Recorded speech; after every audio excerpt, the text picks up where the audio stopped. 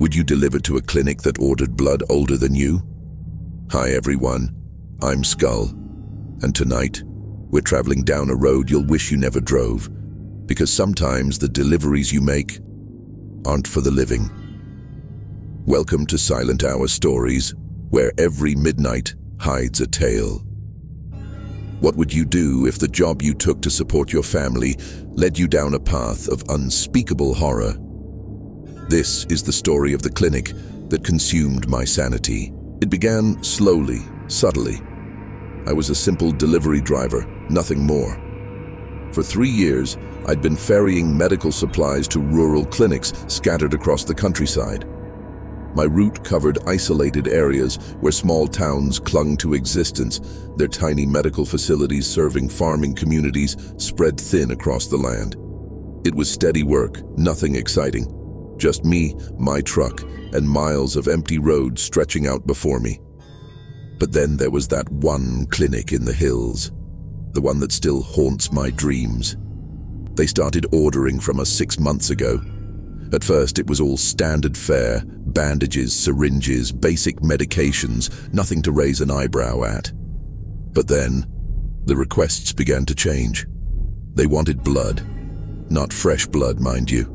No, they wanted the old stuff. Blood that had been sitting in our storage for years, forgotten and gathering dust. Now, I may not be a doctor, but even I know blood doesn't keep forever. It expires after 42 days, give or take.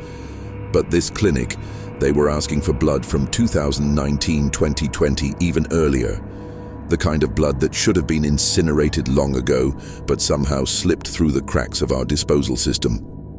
The first few times it happened, I chalked it up to some administrative error. I'd call the clinic thinking surely there must be some mistake. But no, they always insisted. They needed exactly what they'd asked for. The older the better, the receptionist would chirp, her voice dripping with a sweetness that made my skin crawl. This clinic, it was about 40 miles outside of town, nestled in a valley surrounded by dense forest. From the outside, you'd never know it was a medical facility. It looked more like someone's house, really. No sign, no parking lot, just a gravel driveway leading up to a front door painted a garish shade of red. Every time I made a delivery, the same elderly man would meet me at the door. He always wore scrubs, but not the crisp, clean kind you'd expect. No, these looked ancient, faded and stained with God knows what. He'd snatch up the blood products immediately, leaving the other supplies sitting in boxes by the entrance like they were nothing more than junk mail. The blood is priority, he'd say every single time. Everything else can wait. Last month I arrived during what sounded like some kind of procedure. I could hear the beeping of medical equipment, voices talking urgently behind the door. Through the window, I caught glimpses of shadows moving quickly around what looked like an operating table. But it was the smell that really got to me. Not the sharp scent of antiseptic you'd expect from a clinic. This was something else entirely. Something sweet and metallic that turned my stomach and made me want to run back to my truck. I knocked and waited, feeling more uneasy with each passing second. The voices inside went silent immediately, but that incessant beeping continued. After what felt like an eternity, the old man opened the door, looking flustered and out of breath. "You're early," he said, though I knew for a fact I was actually running late that day. "Should I come back later?" I asked, hoping he'd say yes so I could get the hell out of there. No, just leave everything here." He gestured to the doorway, his eyes never leaving my face. Behind him, I could see other people in scrubs, standing perfectly still like mannequins in a store window. They were waiting, I realized, waiting for me to leave. That's when I noticed the floor. Dark stains spread across what should have been clean medical tile, leading from the entrance toward the back rooms, fresh stains that glistened in the dim light. "What kind of procedures do you perform here?" The question slipped out before I could stop myself. His smile was all wrong, too wide, showing teeth that were gray and pointed like a shark's. "We specialize in blood disorders," he said. "Very rare conditions that require vintage treatments." I left quickly that day, but I couldn't shake the memory of those stains, or the fact that they'd ordered 60 units of expired blood that week alone. That's enough for major surgery, but what kind of surgery requires blood that's been sitting around for decades? 2 weeks ago, I made a mistake. A stupid, simple mistake that I can't stop thinking about. I arrived at the clinic but realized I'd forgotten to bring their main order 40 units of blood from 2018. All I had in my truck were current supplies. When I explained the situation, the change that came over the old man was terrifying. That fake, pleasant demeanor vanished in an instant, replaced by something predatory and hungry. "We need the old blood," he hissed. "Only the old blood works for our patients." "I can bring it tomorrow," I started to say, but he cut me off. "Our patient is on the table now. She's been waiting for hours."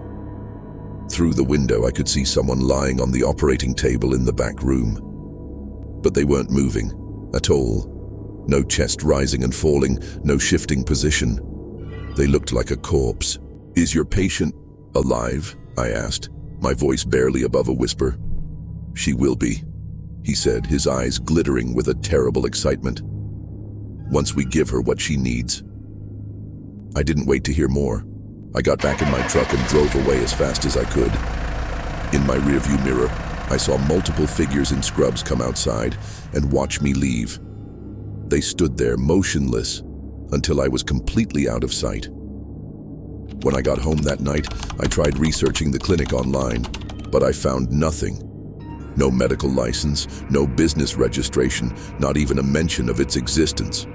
According to official records, the address belonged to an empty lot, but they keep placing orders. 50 units last week, 70 units yesterday, all expired blood dating back years. I couldn't bring myself to go back there, so I sent my assistant instead. He came back pale and shaking, looking like he'd seen a ghost. "There were bodies," he whispered, his eyes wide with fear. "On tables throughout the building, dozens of them. Some looked fresh, others looked old, really old. But they were all connected to IV drips of that black, spoiled blood." "Were they alive?" I asked, not sure I wanted to know the answer. "I don't know," he said. "But when I walked past, some of them opened their eyes and looked at me. We reported it to the sheriff, hoping they'd investigate and put an end to whatever was happening in that clinic. But when deputies went to check it out, they found only an empty building. No medical equipment, no bodies, no evidence of any activity at all. But the orders keep coming, and now they're not just requesting expired blood. Blood from people who died decades ago. Blood that's been sitting in freezers for longer than I've been alive. I don't know what to do. I don't know who to turn to. All I know is that whatever's happening in that clinic, it isn't about treating patients. I think it's about creating them. And as I sit here, staring at the latest order form, I can't help but wonder, what happens when they run out of old blood? What happens when they need something fresher? Something still pumping through living veins? I'm afraid I might find out sooner than I'd like. The silent hour fades, but the orders remain. If this story left you unsettled, like, share, and subscribe to Silent Hour Stories. And tell me in the comments, how old would blood have to be before you refuse to touch it?